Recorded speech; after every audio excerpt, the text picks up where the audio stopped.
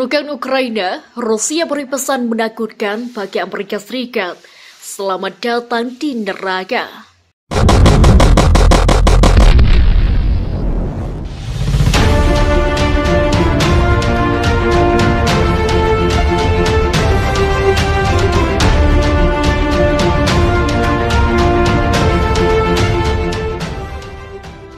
Ukraina benar-benar telah membuat Rusia marah dan sedikit kewalahan karena sikap mereka yang pantang menyerah. Terbaru, Ukraina malah menolak menyerah dari Mariupol usai Rusia sedang mengepung wilayah tersebut.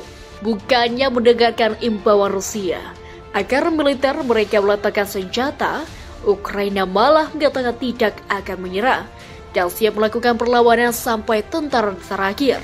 Nah, Rusia yang semakin kuat dan posisi mereka terus memberikan jawaban atas dukungan mereka Amerika Serikat kepada Ukraina. Bahkan Rusia secara terbuka menuliskan spanduk-spanduk yang mengerugarkan di sepanjang jalan di wilayah Ukraina. Selamat datang di neraka. Demikian tulisannya sengaja dipajang di sepanjang jalan. Perang di Ukraina memasuki hari ke-26, evakuasi warga sipil dan Mariupol di sepanjang koridor kemanusiaan yang akan mengarah ke timur dan barat diumumkan. Ukraina telah menolak proposal Moskow bahwa pasukan Ukraina meletakkan senjata mereka sebagai imbalan untuk jalan keluar yang aman. Hampir seperempat penduduk Ukraina telah meninggalkan rumah mereka, kata UNHCR. Rusia, selamat datang di neraka. Hanya sebuah tanda di sepanjang jalan menuju Ukraina. UE sedang mempertimbangkan aplikasi Ukraina untuk menjadi anggota Uni pada pertemuan Menteri Luar Negeri Uni Eropa dikatakan. Uni Eropa harus mendukung Ukraina dan rakyatnya, memberikan bantuan, dan kami mulai bekerja untuk memberikan pendapat berdasarkan aplikasi keanggotaan untuk Ukraina. Kami akan bekerja secepat kami bisa.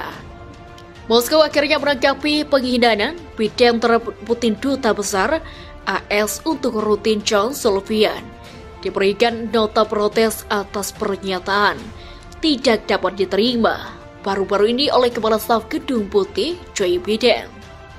Ditekankan bahwa pernyataan Presiden AS seperti itu yang tidak layak bagi seorang negarawan berpangkat tinggi membawa hubungan Rusia Amerika ke jurang kehancuran. Mereka memperingatkan bahwa tindakan permusuhan yang diambil terhadap Rusia akan ditolak secara tegas dan tegas, kata Moskow dalam sebuah pernyataan. Ukraina dalam bahaya yang nyata setelah Rusia yang sudah mengepung kota Mariupol memberikan tenggat waktu untuk militer dan tentara bayaran meletakkan senjata. Tenggat waktu yang diberikan Rusia sampai hari ini agar semua militer dan tentara bayaran tidak melakukan perlawanan. Rusia selanjutnya akan membuka koridor penyelamatan warga sipil yang berada di kota tersebut. Tentu saja itu menjadi sebuah ancaman yang sebagai serius bagi Ukraina. Apalagi Rusia sejauh ini memang sangat presisi dalam melakukan serangan. Tentu mereka jelas mendapatkan target yang pasti dan sesuai.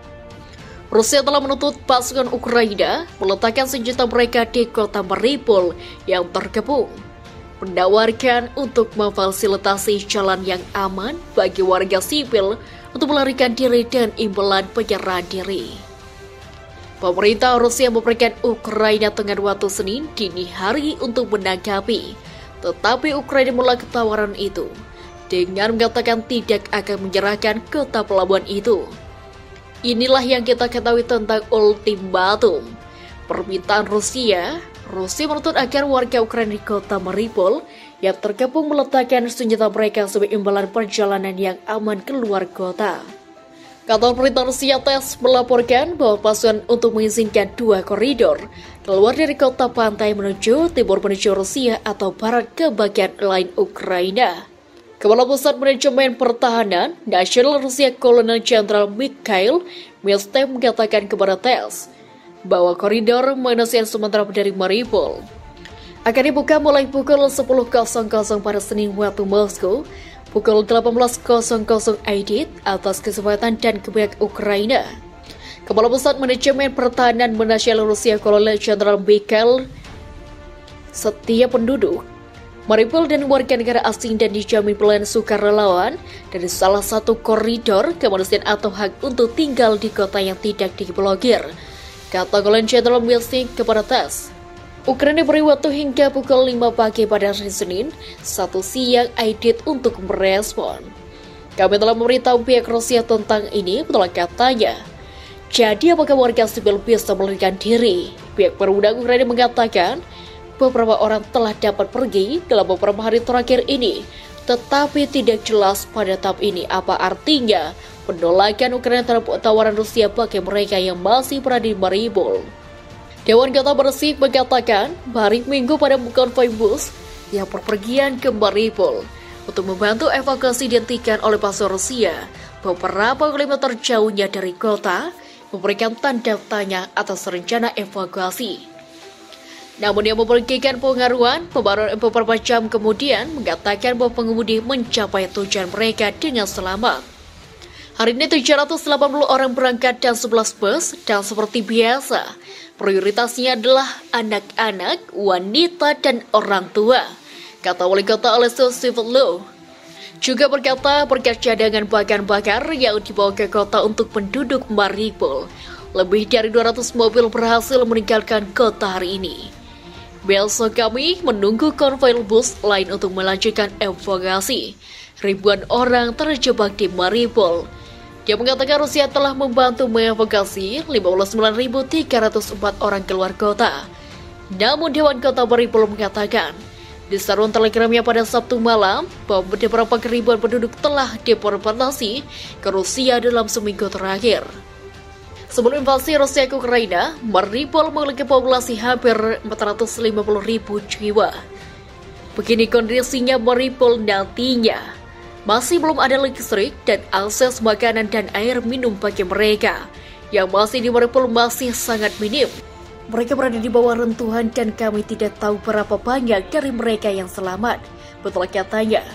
Tetapi mereka tahu bahwa kami pasti akan menembak jatuh pilot yang menjatuhkan bom itu seperti sekitar 100 pembunuh. Masalahnya yang telah kami jatuhkan. Beberapa upaya yang sebelumnya untuk memungkinkan penduduk mengevakuasi Mariupol dan kota-kota keren lainnya telah gagal atau hanya berhasil sebagian. Dengan pengeboman terus berlanjut ketika warga sipil mencoba melarikan diri. Demikianlah jelasnya.